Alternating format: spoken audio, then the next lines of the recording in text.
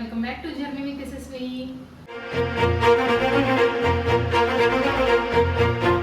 ಹೇಗಿದ್ರೆ ಎಲ್ಲರೂ? ಹೋಪ್ ಎಲ್ಲರೂ ಚೆನ್ನಾಗಿದ್ರೆ ಅನ್ಕೊಂಡು ಇವತ್ತಿನ ವ್ಲಾಗ್ನ ಶುರು ಮಾಡ್ತಾ ಇದ್ದೀನಿ.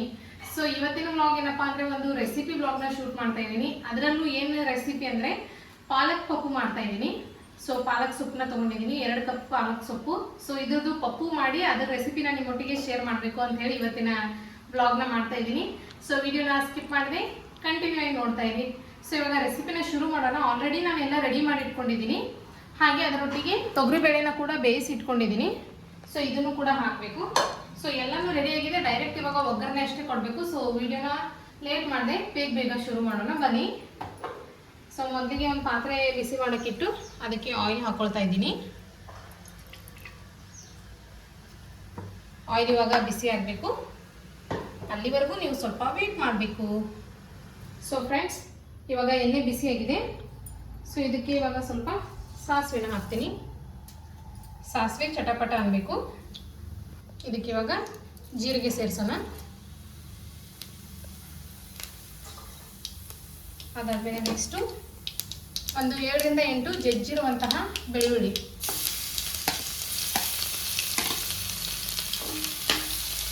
ಇದು ಚೆನ್ನಾಗಿ ಫ್ರೈ ಆಗಬೇಕು. ಹಾಗೆ ಇದರೊಟ್ಟಿಗೆ ಕರಿಬೇವನ್ನ ಸೇರಿಸೋಣ.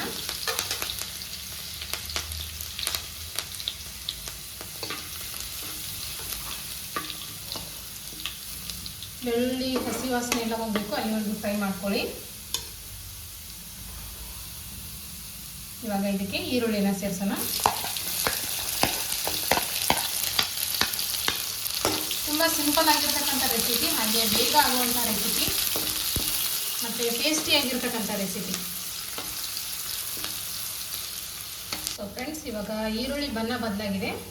ಇವಾಗ ಇದಕ್ಕೆ ನಾವು ಟೊಮ್ಯಾಟೊನ ಸೇರಿಸೋಣ.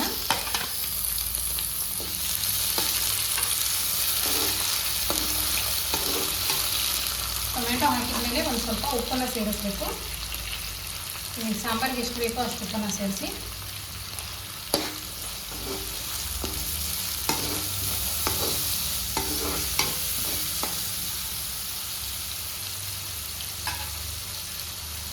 ಸೊ ಇಲ್ಲಿ ನೋಡ್ಬೋದು, 2 ಕಟ್ಟು ಪಾಲಕ್ ಸೊಪ್ಪನ್ನ ತೊಗೊಂಡಿದ್ದೀನಿ. ಇದನ್ನು ಕ್ಲೀನ್ ಮಾಡಿ ಸಣ್ಣಗೆ ಕಟ್ ಮಾಡಿ ವಾಶ್ ಮಾಡಿ ಇಟ್ಟಿದ್ದೀನಿ. ಅದಾದಮೇಲೆ ಇಲ್ಲಿ ಬೇಳೆ ಕೂಡ ಬೇಯಿಸ್ಕೊಂಡಿದ್ದೀನಿ. ಸೊ ಇದರಲ್ಲಿ ನೀರು ಹಾಕಬೇಕು. ಆಮೇಲೆ ನೀರು ಹಾಕ್ತೀನಿ. ಜಾಸ್ತಿ ಸಾಂಬಾರು ಥರ ಮಾಡಬಾರ್ದು ಇದನ್ನು, ಹಾಗಾಗಿ ನೀರನ್ನು ಆಮೇಲೆ ಸೇರಿಸ್ಬೇಕಂತ ಸುಮ್ಮನೆ ಆಗಿದ್ದೀನಿ.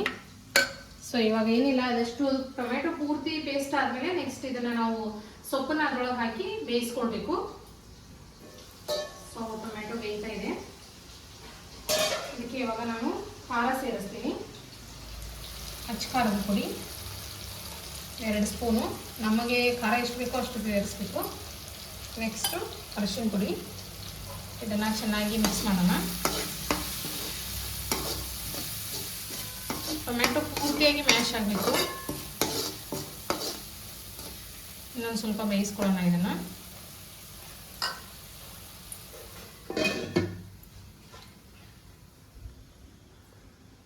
ಸೊ ರೆಸಿಪಿ ಅಂತೂ ತುಂಬ ಚೆನ್ನಾಗಿರುತ್ತೆ, ನೀವು ಕೂಡ ಟ್ರೈ ಮಾಡಿ. ಈ ಕಡೆ ಬಿಸಿ ಬಿಸಿ ರೈಸ್ ಆಗಿದೆ. ಸೊ ಇವಾಗ ಪಪ್ಪು ರೆಡಿ ಆಗುತ್ತೆ. ಸೊ ರೈಸ್ ಜೊತೆಗೆ ಇದನ್ನು ತಿಂತಾರೆ. ಆಂಧ್ರ ಸ್ಟೈಲ್ ಪಪ್ಪು ಅಲ್ವಾ ಇದು, ಹಾಗಾಗಿ ಜಾಸ್ತಿ ದಿನ ರೈಸ್ ಒಟ್ಟಿಗೆ ತಿಂತಾರೆ. ನಾನು ಚಪಾತಿ ಕೂಡ ಮಾಡಬೇಕು. ಸೊ ಚಪಾತಿ ಎಲ್ಲನೂ ಮಾಡಿ ಆಮೇಲೆ ಎಲ್ಲದರ ಜೊತೆಗೆ ಟೇಸ್ಟ್ ಯಾವ ಥರ ಇರುತ್ತೆ ಅನ್ನೋದನ್ನು ಶೇರ್ ಮಾಡ್ತೀನಿ.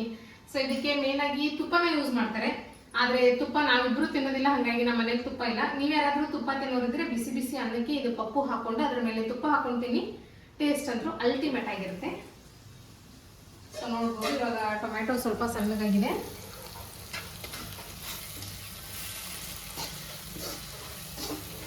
ಸೊ ಇಷ್ಟಾದರೆ ಸಾಕು. ಇವಾಗ ಇದಕ್ಕೆ ನಾವು ಕಟ್ ಮಾಡಿರ್ತಕ್ಕಂಥ ಪಾಲಕ್ ಸೊಪ್ಪನ್ನ ಸೇರಿಸೋಣ. ಪಾಲಕ್ ಸೊಪ್ಪನ್ನ ಸೇರಿಸಿ ಮತ್ತೆ ಮಿಕ್ಸ್ ಮಾಡೋಣ. ಇದಕ್ಕೆ ನೀರೇನು ಹಾಕೋದಕ್ಕೆ ಹೋಗಬೇಡಿ. ಇವಾಗ ಹಾಗೆ ಬೇಯಿಸ್ಕೊಳ್ಬೇಕು ಇದನ್ನು, ನೀರು ಹಾಕಲಾರ್ದೆ. ಯಾಕಂದರೆ ಪಾಲಕ್ ಸೊಪ್ಪೆ ನೀರು ಬಿಡುತ್ತಲ್ಲ, ಹಾಗಾಗಿ ನೀರೇನು ಸೇರಿಸೋ ಅವಶ್ಯಕತೆ ಇಲ್ಲ. ಪಾಲಕ್ ಸೊಪ್ಪು ಬೇಯೋದಕ್ಕೇನು ಟೈಮ್ಸ್ ಬೇಕಾಗಿಲ್ಲ, ಒಂದು 2 ನಿಮಿಷದಲ್ಲಿ ಬೆಂದೋಗುತ್ತೆ. ಸೊ ಇವಾಗ ಇದನ್ನು ಒಂದು 2 ನಿಮಿಷ ಕ್ಲೋಸ್ ಮಾಡಿ ಬೇಯಿಸ್ಕೊಳ್ಳೋಣ. ಸೊ ಫ್ರೆಂಡ್ಸ್, ಅಲ್ಲಿ ಪಾಲಕ್ ರೆಡಿ ಆಗ್ತಾ ಇದೆ. ಇವಾಗ ಬೇಯಿಸ್ಕೊಂಡಿರೋ ಬೇಳೆ ಇದೆಲ್ಲ, ಇದಕ್ಕೆ ಒಂದು ಕಪ್ನಷ್ಟು ನೀರು ಹಾಕ್ತಾ ಇದ್ದೀನಿ. 1 ಕಪ್ನಷ್ಟು ನೀರು ಹಾಕಿ ಇದನ್ನು ಮಿಕ್ಸ್ ಮಾಡ್ಕೊಳ್ಳೋಣ ಚೆನ್ನಾಗಿ.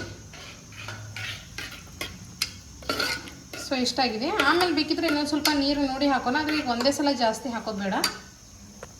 ಇವಾಗ ಈ ಕಡೆ ನೋಡ್ಬೋದು ಪಾಲಕ್ ಯಾವ ಥರ ಬೆಂದಿದೆ ಅಂತ. ಸೈಡ್ಗೆಲ್ಲ ಆಯಿಲ್ ಬಿಟ್ಕೋಬೇಕು, ಅಲ್ಲಿವರೆಗೂ ನಾವು ಇದನ್ನು ಫ್ರೈ ಮಾಡಬೇಕು. ಸ್ಮೆಲ್ ಅಂತೂ ಅಲ್ಟಿಮೇಟಾಗಿ ಬರ್ತಾ ಇದೆ. ಸೊ ಇವಾಗ ಇದು ರೆಡಿಯಾಗಿದೆ. ಇದಕ್ಕೆ ಇವಾಗ ನಾವು ಬೇಯಿಸ್ಕೊಂಡಿರೋ ಬೇಳೆನ ಸೇರಿಸ್ಬೇಕು.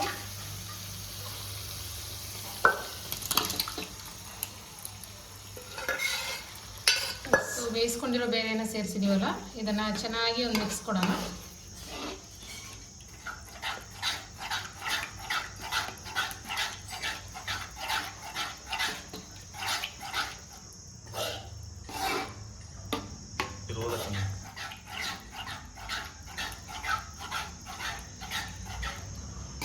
ಸೊ ಇದಕ್ಕೆ ಒಂದು ಸ್ವಲ್ಪ ನೀರನ್ನು ಸೇರಿಸ್ತೀನಿ,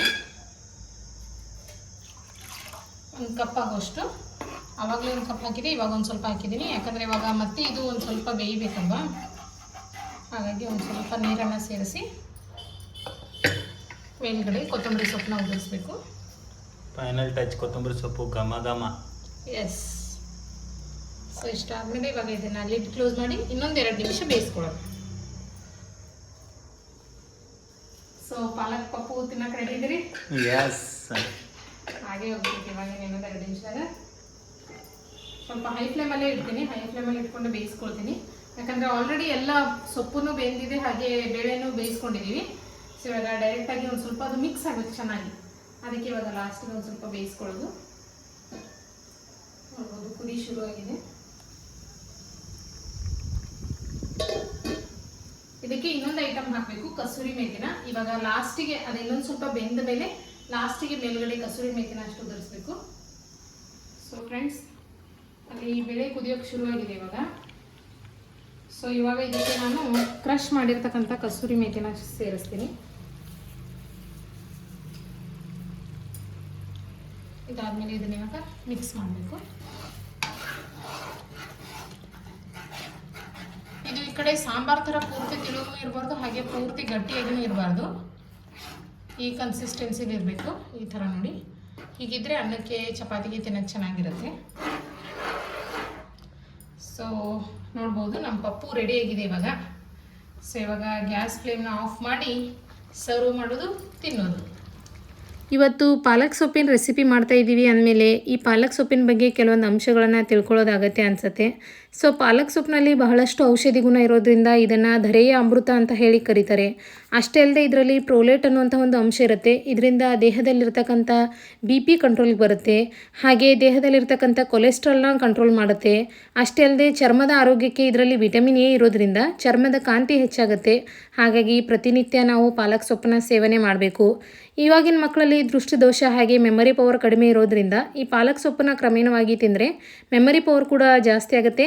ಹಾಗೆ ಕೀಲು ನೋವಿಗೆ ಇದೊಂದು ರಾಮಬಾಣ ಅಂತಲೇ ಹೇಳ್ಬೋದು. ಪ್ರಸ್ತುತ ಎಲ್ಲರಿಗೂ ಕಾಡ್ತಕ್ಕಂಥ ಒಂದು ಪ್ರಶ್ನೆ ಏನಪ್ಪ ಅಂತಂದರೆ ರಕ್ತಹೀನತೆ. ಸೊ ರಕ್ತಹೀನತೆಯಿಂದ ಬಹಳ ಜನ ಬಳಲ್ತಾ ಇದ್ದರೆ ಈ ಪಾಲಕ್ ಸೊಪ್ಪನ್ನು ಪ್ರತಿನಿತ್ಯ ಸೇವನೆ ಮಾಡೋದ್ರಿಂದ ನಮ್ಮದು ಬ್ಲಡ್ ಕೂಡ ಜಾಸ್ತಿ ಆಗುತ್ತೆ.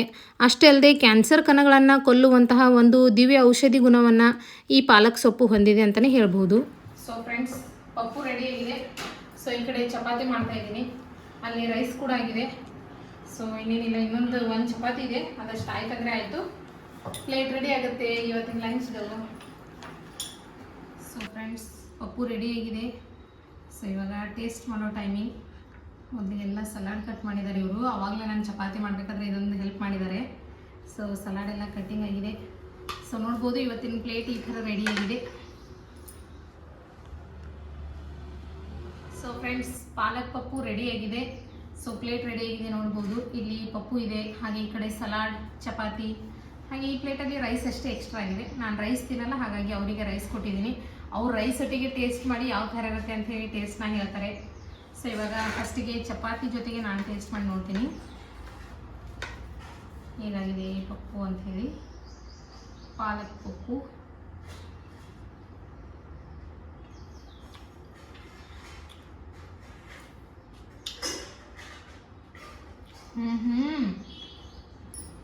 ಅಲ್ಟಿಮೇಟ್ ಫ್ರೆಂಡ್ಸ್, ಸೂಪರ್ ಆಗಿದೆ ಟೇಸ್ಟ್ ಅಂತೂ. ಇಷ್ಟು ಮಸ್ತ್ ಫ್ಲೇವರ್ ಬರತ್ತಿದ್ಲೆ ಬಾಯಾಗ, ಅಮೇಝಿಂಗ್, ತುಂಬ ಚೆನ್ನಾಗಿದೆ. ನೀವು ಒಂದ್ಸಲ ಟ್ರೈ ಮಾಡಲೇಬೇಕು ಇದನ್ನು. ಟೇಸ್ಟ್ ಅಂತೂ ಸಖತ್ತಾಗಿದೆ. ಸೊ ರೈಸ್ ಒಟ್ಟಿಗೆ ಟೇಸ್ಟ್ ಮಾಡಿ ಹೇಗಾಗಿತ್ತು ಹೇಳ್ತೀರಿ? ಎಸ್. ಎಸ್, ಇವಾಗ ನಿಮ್ಮ ಟರ್ನ್. ರೈಸ್ ಒಟ್ಟಿಗೆ ಹೆಂಗೈತ್ರಿ ಟೇಸ್ಟಾ? ಸೂಪರ. ನಮ್ಮ ಬ್ಲಾಗ್ ಹೇಳ್ರಲ್ಲ ನೀವು ಟೇಸ್ಟ್ ಮಾಡಿ ಹೆಂಗಾಗೈತಿ, ರೆಸಿಪಿ ಟ್ರೈ ಮಾಡೋದು ಬೇಡ ಅವರ ನೋಡೋರ. ರೆಸಿಪಿ ಫ್ರೆಂಡ್ಸ್, ಪಾಲಕ್ ಪಪ್ಪು ಹೆಲ್ತ್ಗೆ ತುಂಬ ಒಳ್ಳೆಯದು ಮತ್ತು ಇದು ಟೇಸ್ಟ್ ಕೂಡ ಅದ್ಭುತವಾಗೈತಿ. ಎಲ್ಲರೂ ಒಂದ್ಸಲ ಮೆಕ್ಕಿ ಟ್ರೈ ಮಾಡಿರಿ. ಆಸಮ್, ಮಸ್ತಾಗಿದೆ. ಸೊ ಫ್ರೆಂಡ್ಸ್, ಹೋಪ್ ನಿಮಗೆ ಇವತ್ತಿನ ರೆಸಿಪಿ ಇಷ್ಟ ಆಗಿದೆ ಅಂದ್ಕೊಳ್ತೀನಿ. ಸೊ ಒಂದ್ಸಲ ಟ್ರೈ ಮಾಡಿ ನೋಡಿ, ತುಂಬ ಟೇಸ್ಟ್ ಚೆನ್ನಾಗಿದೆ. ಹಾಗೆ ಈ ಸಮ್ಮರಲ್ಲಿ ತಿನ್ನೋದಕ್ಕೂ ಕೂಡ ತುಂಬ ಒಳ್ಳೆಯದು. ಸೊ ಬರೀ ಸೊಪ್ಪು ತಿನ್ನೋದೇನೋ ಅದರೊಟ್ಟಿಗೆ ಬೇಳೆನ ಹಾಕಿ ಮಿಕ್ಸ್ ಮಾಡ್ಕೊಂಡು ಈ ಥರ ಪಾಲಕ್ ಪಪ್ಪು ಮಾಡ್ಕೊಂಡು ತಿಂದರೆ ಟೇಸ್ಟ್ ಅಂತೂ ಅಲ್ಟಿಮೇಟ್ ಆಗಿರುತ್ತೆ. ಸೊ ನೀವು ಟ್ರೈ ಮಾಡ್ತೀರಾ ಅಂದ್ಕೊಳ್ತೀನಿ. ಹಾಗೆ ಈ ವ್ಲಾಗ್ನ ಕೂಡ ಇಲ್ಲಿಗೆ ಎಂಡ್ ಮಾಡ್ತೀನಿ. ಹೋಪ್ ನಿಮಗೆ ಈ ವ್ಲಾಗ್ ಇಷ್ಟ ಆಗಿದೆ ಅಂದ್ಕೊಳ್ತೀನಿ. ಇಷ್ಟ ಆದರೆ ಲೈಕ್ ಮಾಡೋದನ್ನು ಮರಿಬೇಡಿ. ಮತ್ತೆ ನೆಕ್ಸ್ಟ್ ವ್ಲಾಗಲ್ಲಿ ಸಿಗೋಣ. Until then take care. Thanks for watching.